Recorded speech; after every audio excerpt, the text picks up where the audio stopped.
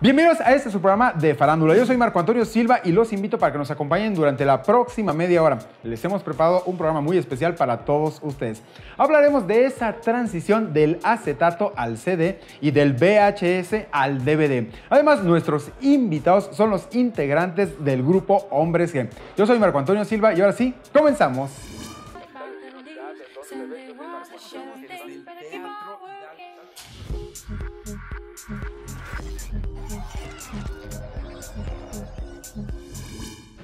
Pues el día de hoy aquí en De Farándula tenemos la presencia ya de los Hombres G, quien una vez más se encuentran aquí en nuestro país, en México. Bienvenidos, muchas gracias por estar con nosotros, señores. Un placer. Muchas gracias. Les agradecemos mucho. Hola. Muchas gracias por estar, que han venido muchísimas veces a México, muchas veces a Latinoamérica y por supuesto otra vez nos honramos con la presencia de todos ustedes.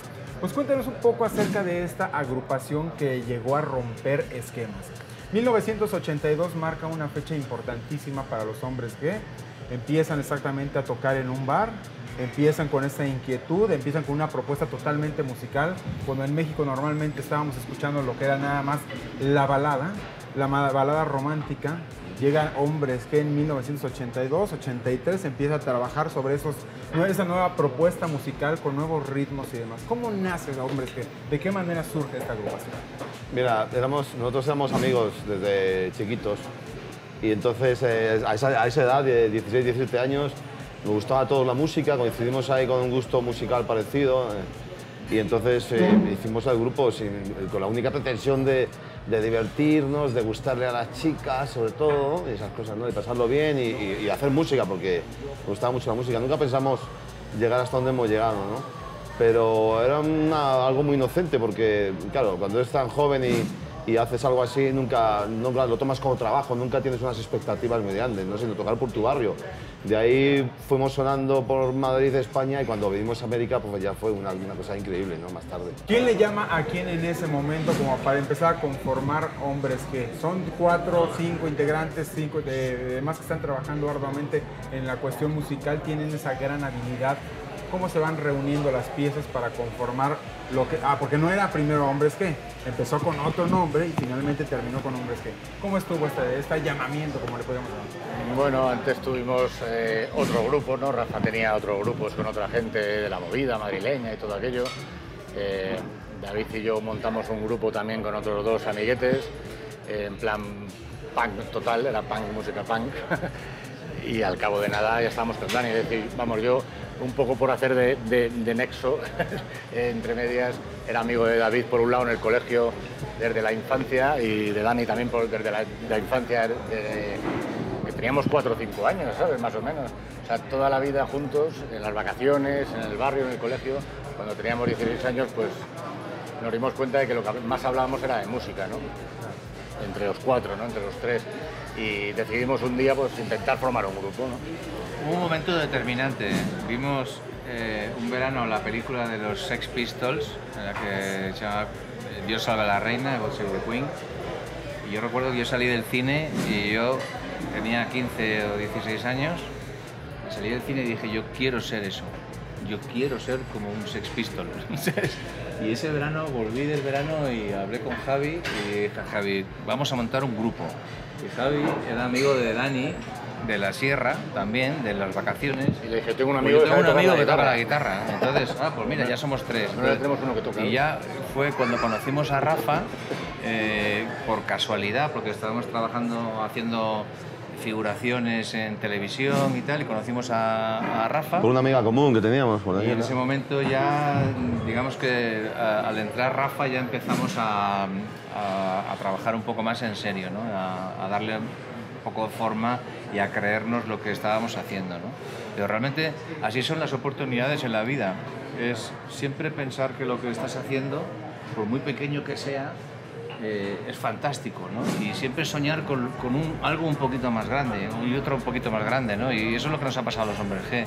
Empezamos desde lo más bajo, es decir, tocando en los bares de nuestros amigos y poquito a poco, con muchísima ilusión y mucho trabajo, pues sin darnos cuenta, hemos conseguido estar aquí 30 años, ¿no? Ahora este género musical, ustedes venían de escuchar obviamente de la típica música española, ustedes empiezan a involucrar géneros, lo que comentábamos, empiezan a romper esquemas.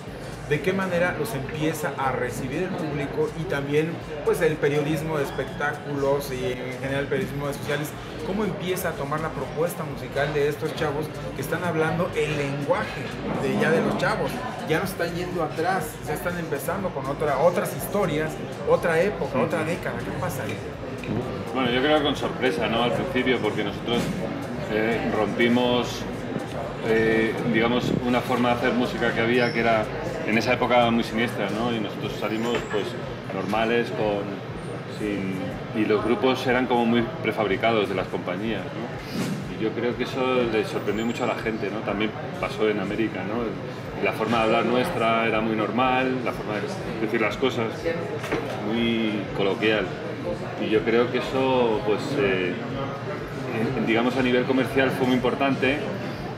A nivel crítico, es que también un crítico suele ser una persona bastante mayor que el grupo que está escuchando, ¿no?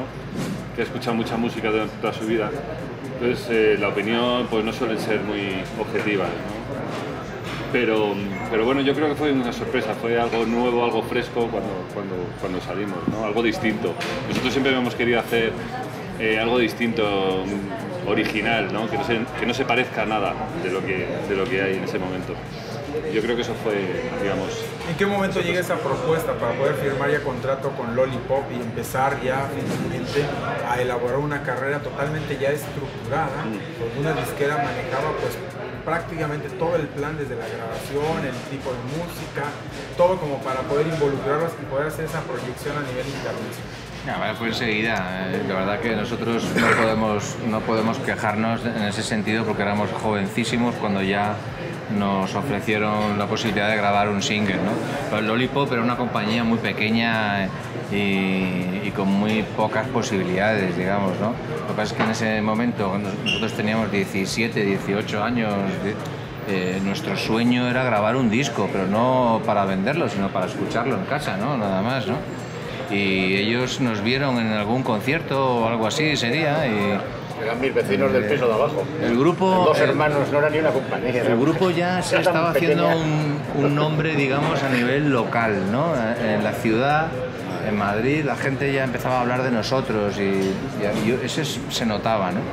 Y en algún concierto pues vendrían y nos ofrecerían el Pero contrato. Ni siquiera después Twins, cuando nos fichó, que era una compañía, digamos, más grande, ¿no? Era muy chiquitita comparado con las grandes multinacionales, ¿no? Era una compañía que estaban empezando y lo único que había una persona que era Paco Martín, que era, digamos, que había trabajado ya en multinacionales, pero también era una compañía muy pequeñita, muy independiente y amateur totalmente. Toda la carrera nuestra, los principios, casi todo lo hemos hecho siempre en una pequeñita, en Twins. Hasta que luego lo compró Warner Time Company, ¿sabes? Ya se convirtió en otra cosa, pero siempre hemos ido en paralelo y además nunca nos dijeron jamás nadie qué teníamos que hacer, qué decir, qué no decir, qué ponernos, qué no ponernos. Siempre hemos hecho lo que nos daba la gana, precisamente por eso, por no estar en una gran multinacional seguramente. Hombres G, cuarteto encabezado por David Somers, saltó al estrellato con el tema Devuélveme a mi chica y revolucionó la música nacional con sus divertidas y arriesgadas letras. El origen de Hombres G está ligado al del inicio de la década de los 80, cuando en España la movida va tomando forma y arrojando al éxito a grupos diversos como Radio Futura, Alaska y Dinarama o Nacha Pop. Es 1984 y un tema tan irreverente como pegajoso, titulado Venecia, se encumbra en las listas de popularidad para ganarse de inmediato el favor de miles de adolescentes que se convertirían en fans de Hombres G. La pasión por Hombres G, un grupo juvenil que solo se burlaba de situaciones cotidianas, al tiempo que ensalzaba el valor del amor y las relaciones de pareja, llegó a tal extremo que la banda no dejaba pasar un año sin sacar un nuevo disco, logrando conquistar rápidamente al público de Latinoamérica. Sin embargo, la temática de Hombres G tropezó con las inevitables formas de censura en los medios de comunicación de varios países, al grado de que algunas estaciones de radio cambiaron su famosa línea Sufre Mamón por la frase Sufre Ramón o incluso un doble Sufre Sufre. Aun cuando se encontraban en la cima del éxito, David Sommer decide abandonar el grupo para hacer carrera como solista. Sin embargo, años más tarde comenzó a cocinarse el reencuentro más importante desde que naciera el llamado rock en español, logrando hasta la fecha llenos totales en sus presentaciones. De Farándula, Berenice Ortiz. Sí, porque incluso la parte de vestir era totalmente, ya eran ustedes, estaban reflejando lo que ustedes estaban viviendo. Ya no era de que te tienes que vestir de esta manera, tienes que comportarte de esta manera, tienes que hablar de esta manera. Ya eran ustedes como tal. Como verás, vemos, es ahora mismo exactamente igual vestidos. Claro. Es que eso ocurre siempre y todavía en las disqueras independientes. O sea, las que intentan hacer un producto siempre suelen estar disqueras grandes. Nosotros siempre hemos estado en disqueras independientes que les gusta un grupo, porque en nuestro caso, por ejemplo, porque iban a los conciertos nuestros en los antros y veían que la gente se divertía muchísimo. Entonces, pues le parecía al grupo interesante, ¿no? Entonces, el trabajo de las disqueras independientes es muy distinto al de las multinacionales. Le gusta al grupo por unas circunstancias y te fichan y te dejan más o menos hacer. Es que no se plantean proyectar una imagen o construir un producto así, porque las independientes no lo hacen, ¿no? Eso fue también nuestra ventaja. Nunca nos hubiéramos dejado manipular en ese sentido.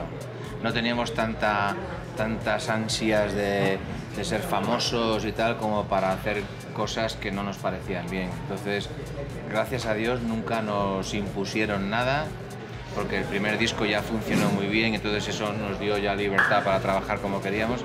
Pero si lo hubieran intentado, que nos hubiéramos vestido de otra manera o que hubiéramos hecho esto o lo otro, probablemente les hubiéramos mandado, me voy a evitar la palabra, sí, no. Pero muy lejos, ¿sabes? Y no hubiéramos hecho ningún caso, ¿no? Ya, yo creo que les enseñamos a tener fe en nosotros. ¿Por qué? Porque siempre hicimos el primer disco y funcionó muy bien. Entonces en el segundo disco ellos entran un poco en pánico a lo mejor, ¿no? Porque dicen, joder, ¿funcionará igual que el primero? Nosotros ni lo planteábamos, nosotros hacíamos canciones buenas y ya está. Pero ellos sí que pensaban, tiene que ser parecido al primero, tiene que repetir la fórmula para que funcione. Y nosotros yo creo que con el tiempo les demostramos que nuestra manera de hacer las cosas era la buena porque el grupo seguía funcionando. Y entonces yo creo que en el fondo les vino mejor a las disqueras porque les enseñamos a tener fe. No les dejábamos en nuestras escuchar ideas, las canciones hasta que no estaban grabadas. Ah, tanto así, o sea, ustedes se imponían y decían no. Nosotros nos metíamos en el estudio y no dejábamos a nadie de la compañía. Y ellos confiaban. Pero claro, confiaban porque funcionaba mucho. Se dieron cuenta de que la naturalidad del grupo era lo que también vendía, ¿sabes? Aparte de las letras, por supuesto, las canciones, ¿no? El grupo era así de natural y sigue siéndolo desde entonces, ¿no? Pero fíjate, fueron prácticamente, como dices, de los privilegiados, porque un grupo que inicia una carrera, que está presentando una propuesta musical y que una disquera, por más pequeña que sea, finalmente confíe plenamente en lo que está haciendo esta agrupación y sin estar escuchando y sin tener un árbitro, un manager que esté al pendiente y demás, ustedes decían, esto ya es mi producto terminado, te guste o no te guste, aquí está, y velo. Y luego cuando lo checaban decían, me parece muy bien. Es raro, ¿no? Encontrar... Bueno, es relativamente raro porque ten en cuenta que también les hicimos ricos a estos, entonces ellos eran una compañía que no tenían presupuesto para nada. Me acuerdo que Paco Martín hipotecó su casa para poder pagar nuestra grabación del primer disco y a partir de que hicimos el primero, el segundo, el tercero, ganaron muchísimo dinero, ¿no? Entonces, lógicamente, nos dejaban hacer lo que queríamos, ¿eh? Prácticamente la compañía éramos nosotros y Paco y algún artista más que iba fichando, pero hacíamos un poco lo que queríamos en la compañía y fueron unos años muy productivos y muy felices y no tuvimos problemas de ningún tipo, ¿no? La tecnología ha cambiado mucho en los últimos 30 años. Sin embargo, hay creencias que se siguen manteniendo a pesar que los hechos digan todo lo contrario. En el año 1975, Sony revolucionó el mercado audiovisual al presentar su sistema de reproducción y grabación de video, el famoso formato Betamax y VHS. Tras múltiples anuncios, Sony sorprendió al mundo con un reproductor de video doméstico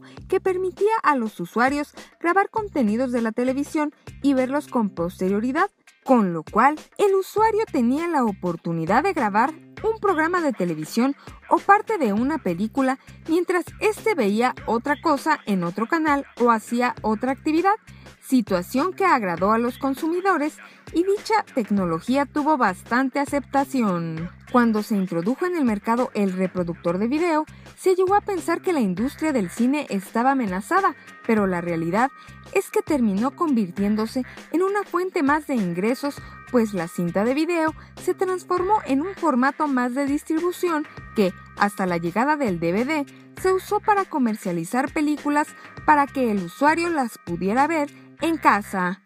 De Farándula, Berenice Ortiz. Y bueno, para concluir este año se presentan, van a estar también en, Marta tiene un marcapasos, pero también este año van a hacer fechas aquí en la República Mexicana, harán alguna arena Ciudad de México, o qué otros proyectos vienen ya para ustedes a la inmediatez. Pues mira, en México este año no, porque estuvimos en noviembre, entonces lo que ocurre es que nuestras giras ahora casi duran 2 años, casi, entre hacer gira España, México, Estados Unidos y otros países de Latinoamérica. Pues realmente si atendemos a todos los países donde hacemos gira nos lleva casi 2 años. Esa es la causa por la que no hacemos cada año en México, pero además estuvimos en noviembre pasado, ¿no?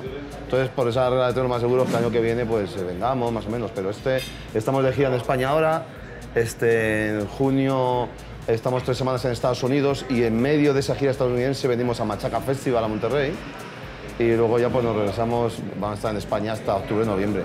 Aparte que luego ya nos planteamos las cosas muy a corto plazo, ¿sabes? No estamos pensando en el año que viene ahora. Entonces son más de 1000 fechas las que han hecho en total de gira, a lo largo o más. Más de 2000. Más de 2000. Más de 2000 seguro. ¿Qué les ha dejado esto? Una gran felicidad vivir de lo que te gusta. Psicológico muy grande. Tener vida. Estas ojeras. No, pero vale la pena, o sea, siempre todo cuesta, cuanto el trabajo tiene algún inconveniente, pero vivir de lo que te gusta, como la música, es un don, es un privilegio. Es un privilegio, ¿sabes? De hecho, es increíble, ¿no? Y todo lo que viajar, te da, ¿no? Solamente esos 2000 conciertos nos han hecho ir a 2000 sitios y hemos conocido gente maravillosa, hemos hecho amigos, hemos hecho de todo y sobre todo nos hemos divertido al máximo, ¿no? Porque es nuestra premisa es pasarlo bien. Yo creo que nuestra canción de Voy a pasármelo bien es la que más define nuestro concepto, ¿no? Porque incluso ahora, el día que no nos lo pasemos bien, será el momento de parar, ¿no? Lo que tiene que ser que nos haga ilusión hacer una gira, que nos haga ilusión tocar juntos, que nos sintamos felices estando juntos ahora haciendo promoción, es decir, y si eso no es así, en los hombres G no funciona. A lo mejor en otros grupos se pueden llevar fatal entre ellos y tal, y trabajar y hacer promo y hacer conciertos y luego pegarse palizas en el camerino, pero nosotros no somos así, nosotros nos queremos mucho, estamos muy contentos de estar juntos y nos apoyamos mutuamente. Y eso es lo que hace que el grupo tenga una fuerza y una energía en el escenario que se transmite al público. Pues señores, les agradezco en el alma el tiempo, la paciencia y demás. Muchísimas gracias, señores de Hombres G. Y bueno, vamos a esperarlos próximamente aquí en México con más fechas. Muchísimas gracias. Uno de los géneros teatrales más conocidos y aplaudidos en México, surgido durante la primera mitad del siglo XIX, es el teatro burlesque, trabajo literario o dramático que se enfoca en la ridiculización del tema. Este se utiliza para referirse al formato teatral del teatro de variedades enfocado en la comedia, incluyendo diversas rutinas artísticas, demostrando una evolución del burlesque y tiene un estilo de arte escénico que se vale de la exageración y parodia de los rasgos de un tema y denigrando lo socialmente dignificado. Este género sigue vigente hoy en día y se sigue adaptando para mostrar la idiosincrasia y forma de vivir de un pueblo, donde se parodian las situaciones sociales y políticas. De Farándula, Berenice Ortiz. Y bien, el día de hoy nos encontramos con Borja, él es director y escritor. Bueno, nos va a hablar más ampliamente exactamente de esta agrupación que lo es Los Hombres G. Borja, pues cuéntanos sobre Los Hombres G. ¿Por qué formaron tanta historia musicalmente hablando? Pues a mí me pillaron joven y la verdad es que los disfruté mucho en toda mi adolescencia porque yo creo que era un grupo muy divertido, ¿no? Que te animaba a pasártelo bien, a ir de fiesta y la verdad es que nuestra generación impactó mucho y aún así, hoy en día sigue teniendo mucha repercusión por eso, porque son letras muy divertidas y con mucho ritmo. Como experto ya en el tema, porque has estudiado mucho acerca de, pues, de la historia musical de esta agrupación que nació en 1982, háblanos cuál fue el ingrediente que ellos pusieron extra como para poder cambiar también la parte musical, lograr un concepto, lograr una imagen y gustar tanto a la juventud. Pues yo creo que va en el tema que te decía antes, en el carácter de ellos. O sea, ellos son francamente divertidos. Son, como decirte, muy normales, no son oscuros, son muy digo, lo pasan muy bien tomando cervezas en el bar de la esquina, viendo el fútbol. Entonces, esa normalidad también se impregna en las letras de sus canciones y en la cotidianidad de cada día, ¿no? Entonces, no van de nada. Y eso a mí siempre me gustó, la normalidad. Y además lo haces muy tuyo y los ves muy cercanos. Y eso creo que es muy interesante y yo creo que es muy potente para el consumidor o para el espectador. ¿De qué hablan los Hombres G? ¿Qué es lo que querían imprimir o plasmar dentro de su música? Yo creo los momentos que estaban viviendo en esa adolescencia de ellos, ¿no? Cuando escribe las canciones David o Dani, entonces, en esos momentos es lo que están viviendo y realmente no quieren remover conciencias ni hacer algo muy... sino simplemente decir, nos lo estamos pasando muy bien, queremos más, estoy enamorado de esta, ella me ha dejado, estoy celoso, odio a este... Bueno, cosas que nos pasan a todos, ¿no? Y por eso yo creo que son, no sé, llegan a todos. A nivel musical, ¿qué fue lo que aportó? Sobre todo instrumentos. ¿Qué metieron? ¿Qué ingredientes se introdujeron que no estaban haciendo la gente de esa generación, de esa época, allá en España? A ver, ellos lo que tienen más que nada es... Como David toca el bajo, y no es lo normal, porque que el compositor y cantante toque el bajo es bastante raro. Lo que tiene sí es el ritmo del bajo, que es relativamente peculiar para lo que es una banda de pop ochentera, ¿no? Es un poco más complejo que los demás. Aún así, las letras, en contraste, son un poco, pues pueden ser un poco más normales, ya te digo, más adolescentes. Pero sí, musicalmente sí tiene su complejidad. ¿Qué países, en realidad, de todo lo que visitaron y de las más de 2.000 fechas que han hecho a lo largo y ancho, obviamente, del mundo, han sido como los que más extrañan, más añoran y siguen dándole continuidad a la carrera musical de Hombres G? Pues fundamentalmente, o sea, ellos se sienten en México como en su segunda casa. O sea, de hecho, cuando firmamos el contrato para hacer el musical, yo firmé para hacer España y luego México. Luego ya vendrá otros países, pero el segundo que en el que se va a hacer es México. Entonces, para mí y para ellos siempre dicen que es su segunda casa y que bueno, son muy felices aquí. Arena Ciudad de México también marcó una vez más y refrendó el mismo éxito de esta agrupación. ¿Qué pasó ahí en años pasados que se presentaron en este lugar pues tan grande y lograron abarrotarlo? Lo cual es histórico para una banda que tiene tantos años y que no está tan presente todo el tiempo en México. Pues sinceramente yo tampoco lo entiendo, porque yo también estuve en el concierto del 21 de noviembre, que es hace 6 meses, y estaba lleno, que no había una entrada. De hecho, amigos míos se quedaron sin ir porque no pudieron comprar boletos. Y hacía tiempo que no se llenaba la Arena Ciudad de México. Es un fenómeno extraño, pero funcionan mucho y gustan a la gente, ¿no? Y lo mismo espero que el musical también. Y aquí en De Farándula tenemos la presencia de Gerardo Quirós, productor de la obra Marta tiene un marcapasos, con quien hablaremos de esta obra y por supuesto de Hombres G. Acompáñenos. Llevamos ya desde diciembre preparando esta gran producción que fue muy exitosa en Madrid en 2013 y que, bueno, Hombres G y Borja Manso han querido cruzar el charco y presentarla en un país donde ese grupo ha sido muy exitoso, donde el rock en español, hablándose en México, no se entendería sin la simpatía de las composiciones de Hombres G, una banda de rock empática con el público mexicano. Y como bien lo ha dicho David, no hay un musical de un grupo que no haya hecho historia y que no haya dejado huella y que no tenga el material suficiente como para crear una historia, como en este caso una historia de amor, una historia de lealtad, de perdón, de amistad y sobre todo de comunión entre México y España. Eso yo creo que al público mexicano le va a enamorar, que haya una historia de amor que represente a los dos países con la música de uno de los mejores grupos de rock que ha llegado al país. Entonces, yo estoy agradecido tanto con Borja Manso, que pensó en mí para producir en México, y como con Hombres G, que también me han brindado su confianza. Musicalmente hablando, ¿qué representa Hombres G o qué representó y cómo marcó pues toda una época? Fue el primer grupo irreverente que llegó a México, que ahora nos parece fresa y es curioso, pero sus letras eran atrevidas, ¿no? Decir mamón en aquel entonces, o pedo, cuando hablabas de un borracho, era fuerte, pero a la vez era agradable y era empático a tus oídos. Y entonces, en una fiesta, desde que tomabas la primera cerveza, ya te sentías en onda y ya todos decían mamón con una facilidad tremenda. Entonces es un grupo que rompió fronteras, y no nada más lo digo físicamente, sino en el lenguaje musical. El mercado del rock en español estaba muy dividido en aquel entonces, los grupos sudamericanos y los grupos europeos. Y Hombres G llegó hasta México y Centroamérica, pero no permeó en Sudamérica. Allá estaban Enanitos Verdes y otras bandas, Miguel Ríos, etc. Pero Hombres G se matrimonió con el país. Entonces es rock en español, pero es un rock divertido, empático, yo diría un rock casual, y por eso han tenido tanto éxito.